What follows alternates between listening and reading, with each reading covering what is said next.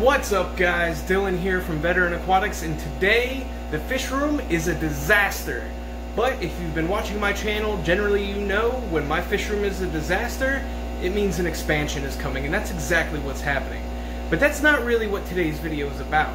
Today's video is about the Lehigh Valley Aquarium Society, the meeting that just went on, and one of their awesome upcoming events that if you're local to the area, you are not going to want to miss. So I will see you guys in a minute. Make sure to stick around.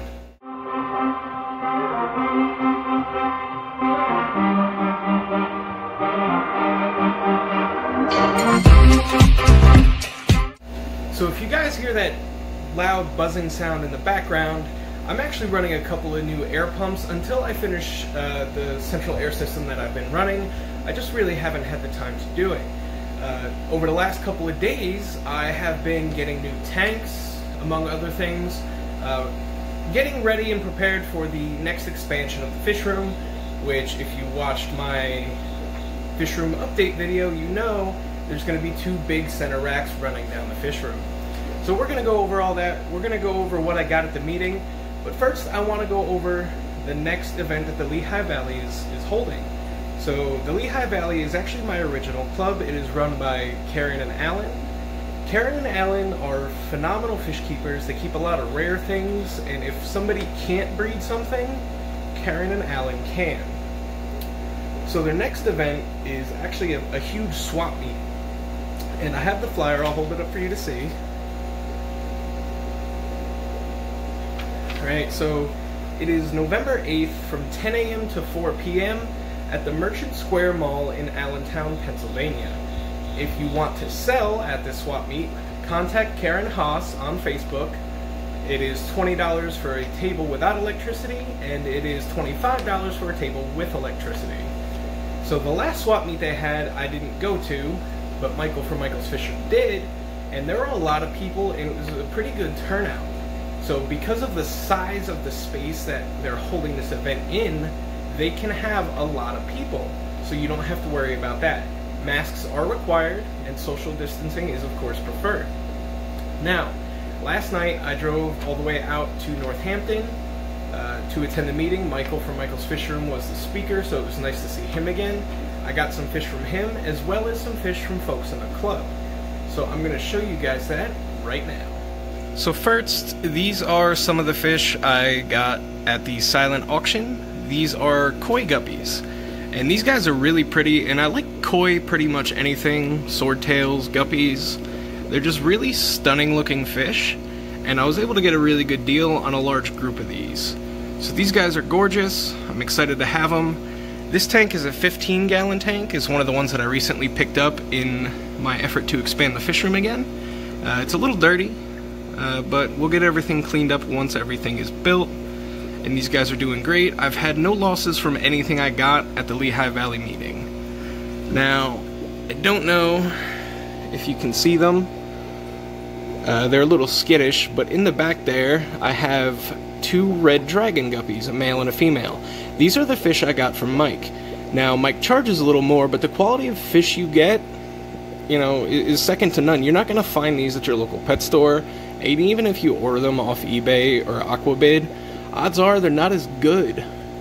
And somebody asked Mike last night, you know, Mike, why do you charge so much? Do people actually buy fish that expensive? And he said yes.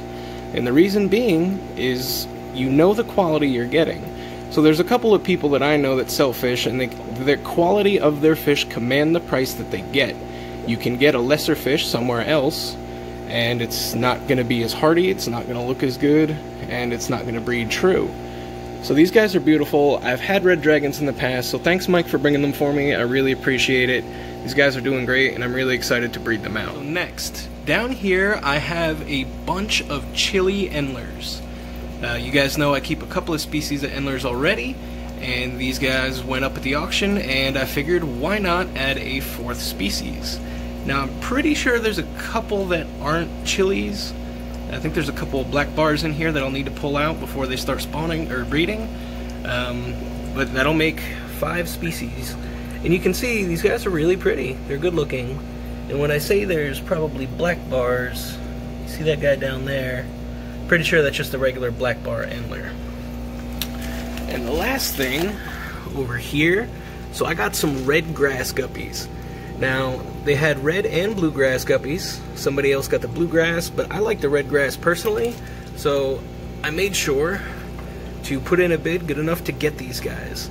So again, super excited about these. It looks like I have 1 male and 3 females, all of which are plump and probably gonna drop fry in the next couple of weeks. Especially that one right there. As soon as she boxes off, it'll probably be about another week. But these guys will be dropping fry very, very shortly. So next, let's talk about the fish room expansion. I'm going to show you guys the fish room. Again, it's a disaster, but it's because we're getting ready for an expansion, so that means there's tanks, PVC, wood, driftwood, everything all over the place in preparation for this. Alright, so you can see I have an extra air pump right there. There are 255 gallons in here right now. I have 2 more in the other garage that I just didn't want to put in here because I didn't want to put too much in here to where I couldn't get around. I have 4 20 longs. I have to reseal that last 15 gallon over there. A bunch of driftwood, a bunch of lehigh heaters. What do we need heaters for? Ooh. Temperature controller, some clay pots and stuff like that, and bases, so that way we can get the I didn't tell you guys this, so we can get the pistos going. So these guys are in here temporarily. I wasn't prepared to get them. They kind of just showed up out of nowhere, so I got 4 pairs. So with these 4 pairs, I'm gonna split them up into those 20 longs, and hopefully we can get a pistos going. I've been searching high and low so hard for so long to find a pistos, and finally I was able to get them. These are triple red cockatoides, so I'm very, very excited to breed these guys out.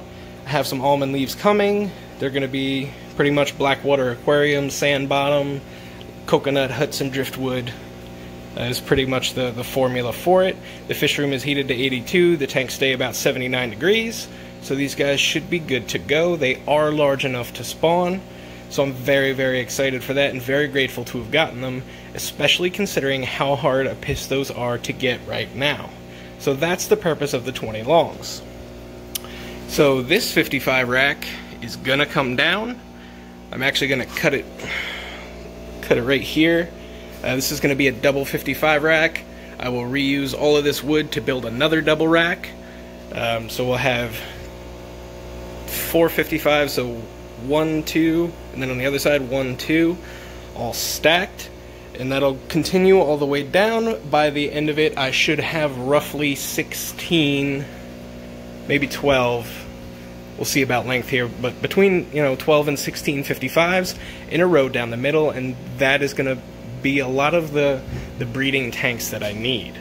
So the angelfish eggs that I put in the egg tumbler hatched. They were wigglers. Now they're free swimming fry. So I kind of messed up when I opened the egg tumbler. I wasn't expecting the top to come off when I pulled it up. It did, and a lot of the fry got out into the tank. The good news is they're in their own tank. There's nothing to hurt them. I was able to put some of them in a little box. That way I can kind of contain them and feed them in a controlled environment with an air stone. So I'll show you guys that now so you can kind of just take a look at the progression of the angelfish fry. So you can see a bunch of them swimming around, as well as the eggs that molded. So I'll pull those out here in a minute. But there's quite a few fry just in here, and there's even more swimming around in the tank. Now I have to start doing water changes so I can get the methylene blue out of here. It's no longer needed, and at this point can come out. But it was the first time I've ever actually hatched angelfish fry. And doing so in an egg tumbler is generally not the method you would use, but it worked for me. So when they spawned on the intake tube, I just simply scraped off the eggs with a razor blade, put them in the egg tumbler, put the egg tumbler in the tank, and 1 drop of methylene blue per gallon. This is I think it's a 35 gallon long tank, so 35 drops of methylene blue didn't hurt the fish, kept the eggs from molding, and all is well. So back to the Lehigh Valley event. Admission is free, so you can come, bring your family, check out everything that everybody's selling. Michael from Michael's Fish Room will be there, so if you want to meet Mike or check out his fish, maybe get some of them, he can bring them with him to the swap meet. I'm I'm sure he'll say something or has said something about how to do so. Generally, I think it's you buy them and select will pick up, and then you just send him an email letting him know that you will be at the Lehigh Valley swap on the 8th, and he can bring them there with him so you can pick them up in person. Now, I am going to be selling some things. I have some things that I don't want to keep in the fish room. I also have some things that I have too many of in the fish room. So I will have some Lake Victorian Cares fish that are going to go out. I have a pair of Lake Tanganyikans. There's going to be a couple of OBs, maybe a Sunshine, a couple of clown plecos, some calico bristlenose, and a few other things depending on what is ready to go, because I do have fry of quite a few things, but most of them are still too small. If it was in another month, I would have a ton of stuff to go. But the good news is the next time something like this happens, I'll have angelfish and rainbow tiger endlers and jaguar cichlids and all sorts of other stuff. Right? So that's the event in a nutshell. Karen and Alan are great people. The Lehigh Valley is a great club. Mike's a funny guy. If you've never met Mike, he's hilarious. Nice guy. Will take care of his customers.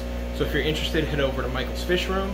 I will put a link here, and you can check out the fish that he's got. And like I said, generally with these types of things, you would select pickup and send him a message, let him know you're going to be at the swap, and you can pick him up then. Mike has some really high quality fish, and I definitely love the red dragons that I got, and I'm super excited to make more of them. That's the great thing about guppies, is you get a pair and you can make as many as you want, as long as you don't end up killing one of the pair, but it's hard to kill bulletproof fish. So that's pretty much it for today, guys. I really wanted to talk about the Lehigh Valley. It's been a good club to me. The people there are always a great time. Mike's always a nice dude, and we got some really cool guppies. I'm generally not a super guppy keeper, but the more fish I keep, the more spectrum I keep covering. So now I have Africans from 3 different lakes. I have Central and South American, and technically North American with the Texas cichlids.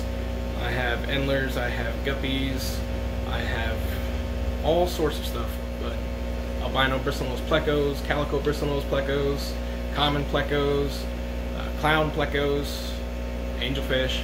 So I have all this stuff, and I really love the hobby, and that's the thing. So some people will specialize. Some people will stick with rams or angelfish or guppies. I don't have it in me to do that, and while I intend on making this a general for-profit fish room, I like fish in general, so I will continue to keep the things that I like and make more of the things that I like and that I think will do well for other folks as well. That's it, guys. If you haven't already, make sure to hit the subscribe button. We're approaching 1,400. We're getting there. And I think at 1,500, we're going to do a giveaway of some kind. I will put together a list of fish that I have that I will do the giveaway for, and maybe we'll do a live stream, something like that, and somebody can win and select from the list of fish that I provide, and I will ship those fish to you, or if you're local, you can come pick them up. But that's it for today, guys. I hope you enjoyed it. Thanks so much for watching. Again, I always appreciate y'all. I will see you next time.